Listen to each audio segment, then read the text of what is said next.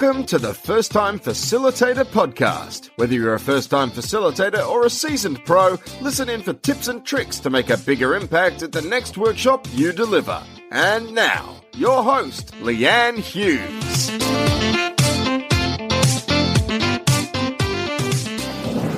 Hello and welcome to the show. I'm your host, Leanne Hughes. I'm here to help you design fast, deliver strong without the stress.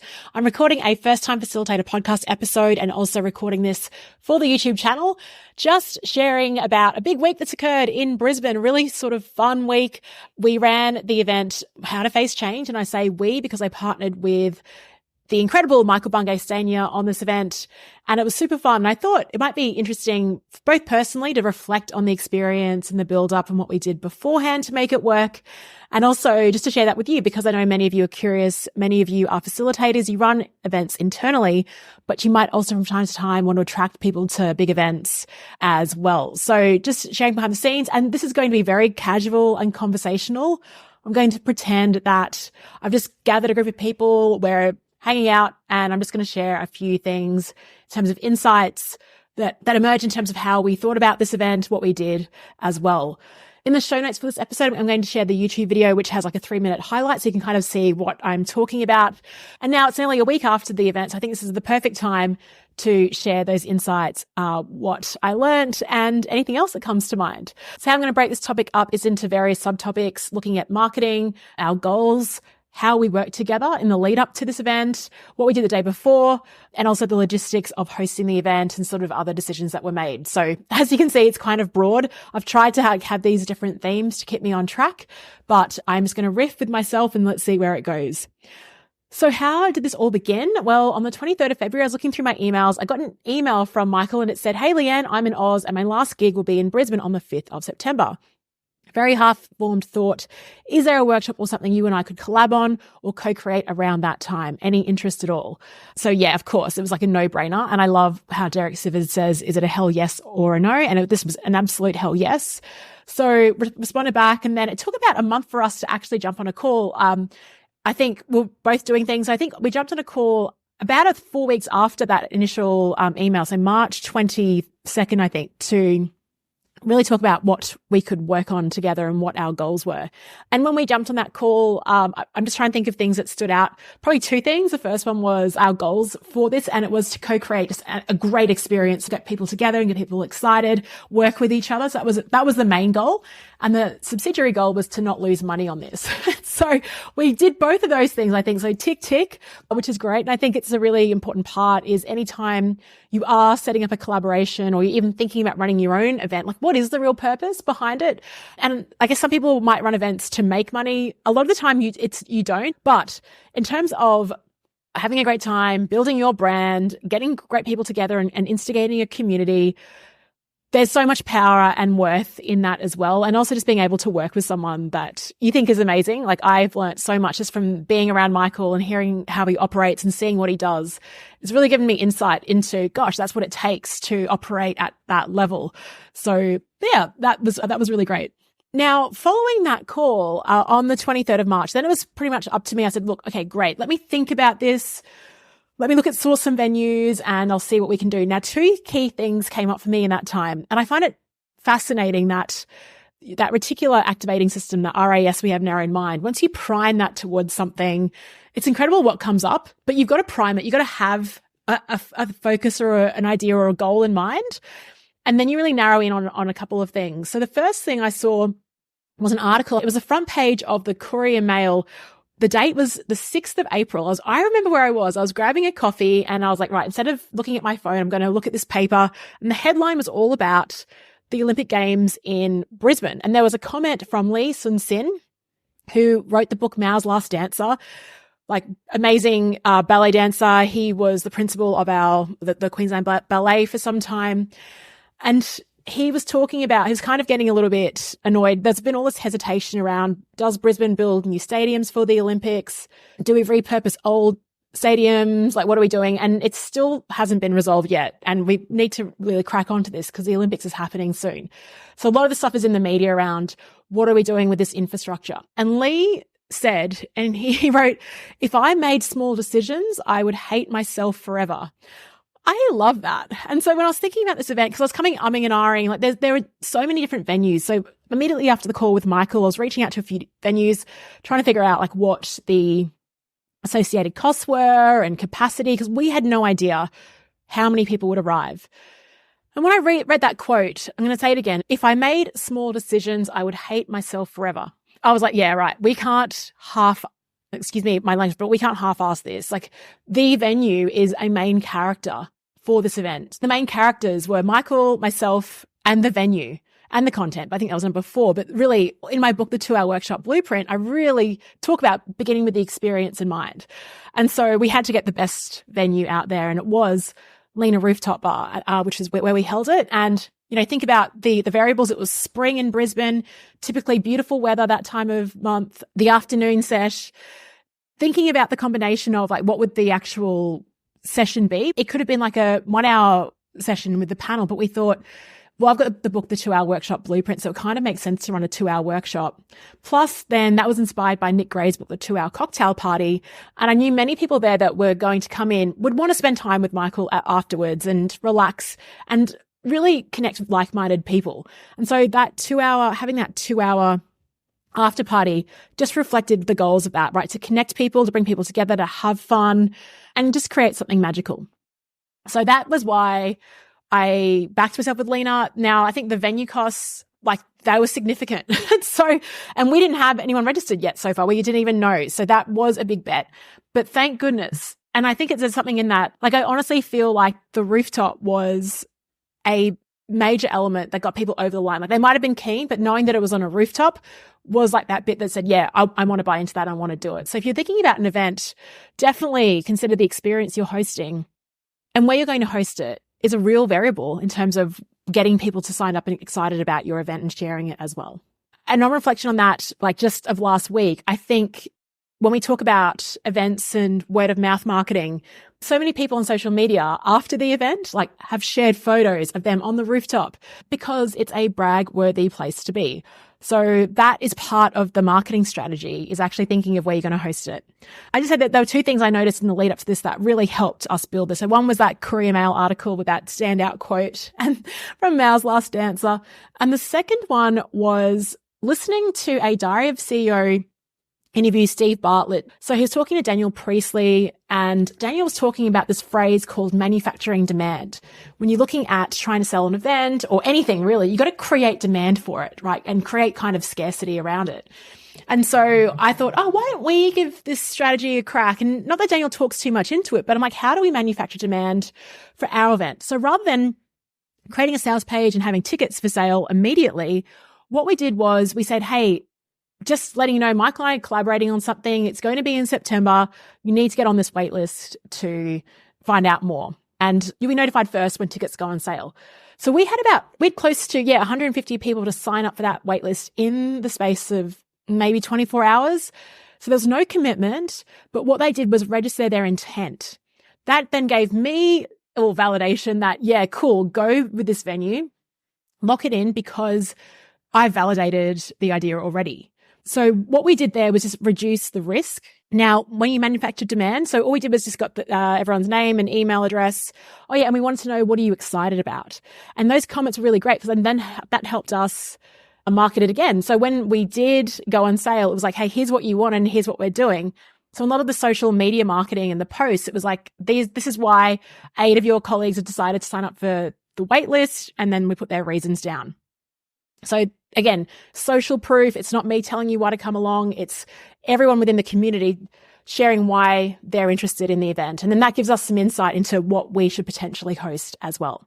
Okay, so then that was a waitlist for, I think, 72 hours. People got on that on like Thursday, Friday, then tickets went on sale Monday or Tuesday. I can't even remember the dates, but it wasn't that far on from it. And we actually said it was kind of like creating a Taylor Swift ticket experience. Tickets went on sale, I think it was Tuesday, 10 a.m. And I had people messaging me at 9:59 going, when are these tickets going on sale? And I was super nervous when they did, but they went on sale. And within like 5 minutes, we had 20 people on there.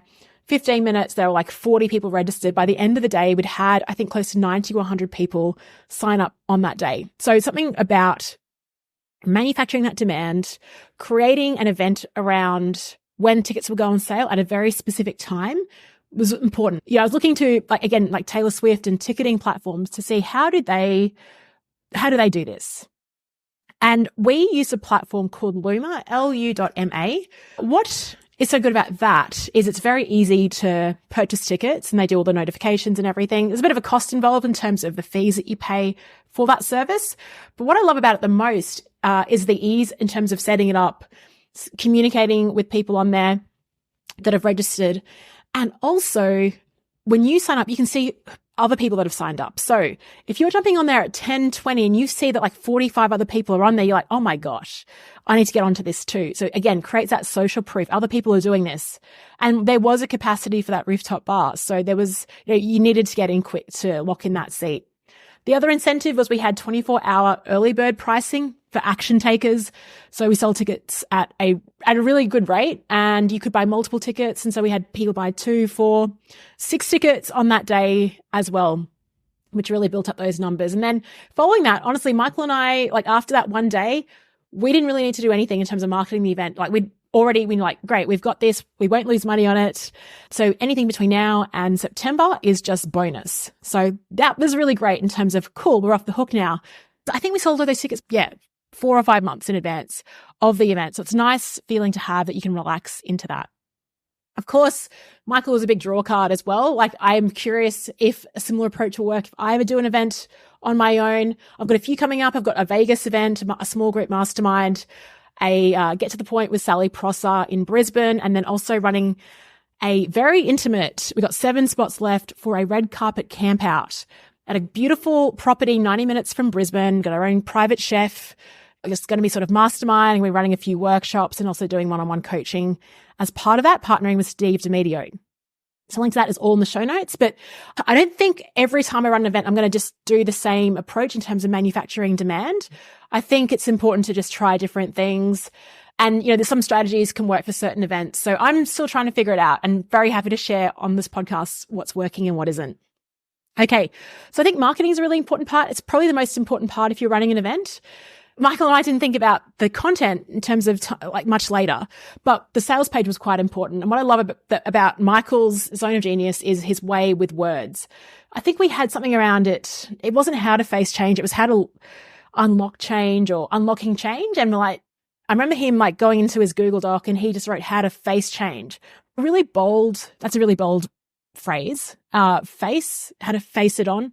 And moving the language from passive to active language as well. So again, if you're writing a sales page, using active language is really important. So our goals, like I said before, was to have fun together, collaborate together, see how this partnership will work, don't lose money, create a great experience for everyone there, an outstanding experience, an 11 out of 10 experience. Personal goal for me was to not let MBS down and to get him the audience that he deserves. So that was my personal driver. And also it's a bit of pressure on me because I run a podcast around facilitation. And also I kick off in the early episodes of this podcast. My tagline for this show was how to create unpredictable workshop experiences that predictably work. So there's always pressure looming over me when people, because I think half the reason people come to my events or do things with me maybe isn't even for the content, but it's like, how does Leanne tackle this? How does she attack it? So I'm very aware of that. And that's fine with me because I am all about the process and reversing assumptions, questioning what I'm doing, questioning what existing methodologies are out there, and then disrupting myself and disrupting what I do all the time. But it does create that, I can't rest my laurels, which is great. You're keeping me sharp. So thank you for doing that. And that's why it had to be, rooftop bar, get some meet and greet time, have a photo booth at the event, all that type of stuff. And of course we had to, I see a lot of what I do just as being a media house. I'm a media house of one. And so capturing that through video and photos and everything else, all the media from that event we had to do. So that's where a lot of revenue went into sort of that stuff as well. As I'm recording this, what I'm finding fascinating is that I've spent a bulk of this episode talking about the marketing of it and the goals behind it and not too much on the content. The content is important, but the content isn't everything. And I think that's a lot of people when they're creating their events or webinars are so focused on the content and the ROI and the outcomes, but there's so much more. Well, some really important things that can actually attract someone to buy into that. And Alan Weiss says people buy on emotion, but they justify with logic. So you absolutely do need both. But where Michael and I spent a lot of our time was really about the experience, how we're going to work together. And then in the lead up to this, it was only maybe, I'd say 2 months out where we started the Google Doc and the process. So we had a question during our session and it was like, how did you two collaborate together? I think there's two parts to it. There's like the process of collaboration, and then there's like, what are you actually doing, like the logistics of it? Because Michael and I are in 2 different time zones, he kicked off. So we talked about change because he's working on a very exciting change thing. I don't know how much I can share, so I'm going to keep it pretty high level.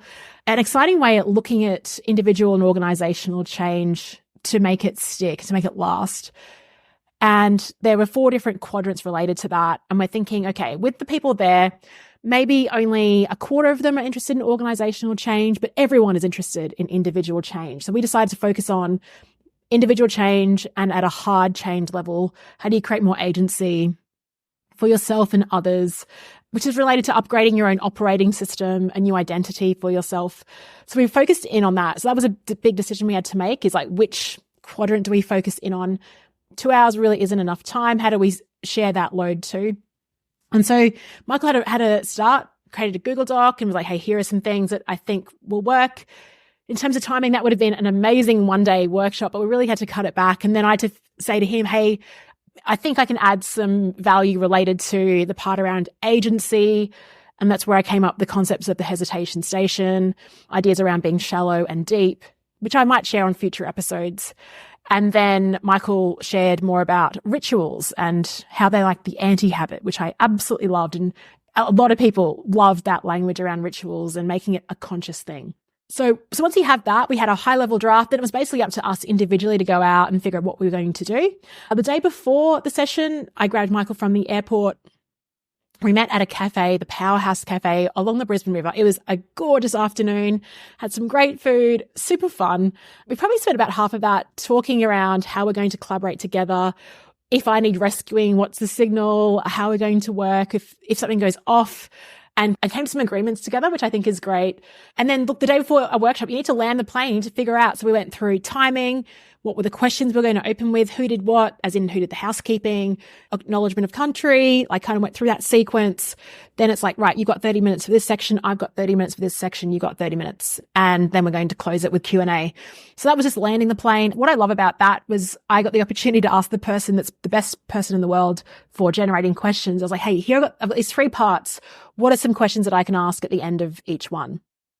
Now, if I'm going to reflect on my own performance, you probably can tell from this podcast episode, I spent 80% of my time thinking about the general experience of this event and 20% of the time thinking about, oh yeah, my 30-minute section. And so my reflection is great to focus on the experience and everything else. But Leanne, at some stage, I think it should have been more of like a 50-50 split in terms of experience and then content. I wanted to share some content that I've never shared publicly before. It was a risky move, but I wanted to see what the feeling was and the vibe. And the whole thing was around individual change at a hard level. So I think role modeling that by testing some untested ideas in public. Michael did the same thing with his change model, the first time he's ever shared that publicly. And so when you do that, it's like your brain's going a million miles an hour. You know what you want to say, but then sharing it with an audience that's never heard it before. What I could have done better is maybe connect it a bit more and give more practical examples. So that's what I'm taking away from that experience. But that was the process of how we worked together. And what I like about it is that it was asynchronous. So it wasn't like on the call we were making decisions and sort of rushing that. It was like, okay, Michael sent me his reflections on a Google Doc and commented and had Loom commentary. That gave me time to think about it and then come back and respond as well in our own time, which is great because, yes, I think there's real power in being able to collaborate with anyone around the world in your own time zone and at your preferred time. So those tools were Google Docs, where our Spark sheet, our run sheet was held, Loom videos as well, and email/SMS. That was it. Very easy. In the lead up to the event as well, we did a few sort of interesting things. So one was creating a private podcast. And I thought this would be a kind of fun thing to do, is to get people maybe connecting in to each other and to who Michael and I are before the event. I think there's 4 or 5 episodes on, we called it the pre-hype podcast. And so did a quick intro. Then I played the original podcast episode that Michael and I appeared on in 2019, where we met for the first time. Then Michael and I did a pre-record about this session and what we were excited about and how we're planning for it, and some co-facilitation tips that went on that private podcast. And then we invited everyone on that email list that was coming along to head on to a tool called speakpipe.com and for them to share their introduction. So who they were, like where they worked, and what they were excited about for the event. And we played that as well. So that was an interesting thing. Was it successful? We had, I think for each episode, there were about 20 or 30 downloads. I don't know how many people listened. But did we create an experience where during that afternoon, everyone felt safe and comfortable to approach each other and talk to each other? Yes. Could we have created that without the podcast? Possibly. I don't know. The bandwidth in terms of creating that podcast, it didn't really take up too much time or energy. So I don't mind it as an idea. We probably could have done more to promote it perhaps, but I think that for a first run, it was kind of fun to do and to see what the take up was of that. The other thing I think that was helpful before the event, we're on a rooftop bar. It can be a bit difficult to figure out how to access it. So I created a Loom video walkthrough from South Bank, Brisbane over to the event, like a literal walkthrough, just showing you how to access it, what time you can access it, where the lifts go and everything else. It was less than a minute. I can share that in the show notes again for this so you can see what that was like. I was inspired to do that. My friend Steph Clark had a lovely dinner. She hosted in Melbourne it was very interesting, difficult to get to. It was like a rabbit's warren to get to this place. And so she did a walkthrough using Loom. I think Loom was great because what we did on that is people can react on it. And also we encourage people to share their LinkedIn URL so they could connect in and add people to LinkedIn before they showed up as well. Because I think, there's massive uncertainty. I like going to events, but you do feel a bit of uncertainty, like who else is going and will I know anyone? What do they like? And so to be able to connect with people beforehand, I think it's really, really powerful. So we ran the event. It kind of felt like, wow, it went really quickly, all this hype, really enjoyed it, had great conversations, could have chatted to everyone, anyone individual there for 2 hours. And so the hardest part is spreading your time between everyone and also managing the event as well and overseeing things. And also just being able to get a drink and pause conversations. And so that was, but I'm not complaining. I absolutely loved it. And then the next day or two was just absolutely smashed on LinkedIn notifications, all of the beautiful posts coming in, the great photos. I was overwhelmed and also so happy just to see what everyone took away from that. So thank you so much for posting. Thank you for coming along and backing this idea. Thank you for being so wonderful on the day. Thank you for sharing the love on social media as well. It was like a LinkedIn takeover party, right? Someone messaged me and say, "Oh, I'm so sad that I missed out on the event that broke Brisbane on Tuesday afternoon." I love that. It was a nice compliment. In terms of following up the event, so the best thing about it was our videographer edited that video super fast. The photographer got the images in within 36 hours. So I crafted a show notes page on my website, just with a link with the video, the photos that we got from the photo booth, the photographer, and photos that I woke up to on my phone. And also shared a couple of YouTube videos. And I can't remember what else, but that was just a nice sort of way to wrap it up and just share an email to everyone that came along and said, "Hey, thanks so much for coming. And here are the assets from the day if you'd like to use them too." I reckon I could talk so much more. I'm sure there's more questions that have come out of this, but just thought I'd share a bit about how we marketed it, what we created, our focus on the experience versus the content, and what we did pre and post the event as well, some different things that maybe you'd like to share and incorporate into your future events as well. Let me know what you thought of this episode. Did anything ring out for you? Feel free to share this on social media, send me a message on LinkedIn, tag Michael and myself if anything resonates, and let us know what events you're hosting in future and if there's one or two ideas that you might take from this into your next event. And if you'd love to catch up at any future events, we've got a small group experience in Las Vegas on the 30th of October, an event with Sally Prosser on the 19th of November called Get to the Point in Brisbane, and then really exciting a 2-night glamping experience, luxury red carpet camp out, private chef, outdoor walks, masterminding, hot seating, coaching, workshopping, connecting. We call it Ignite, Inspire and Indulge. All the details are in the show notes for this one, and I'll chat to you next time.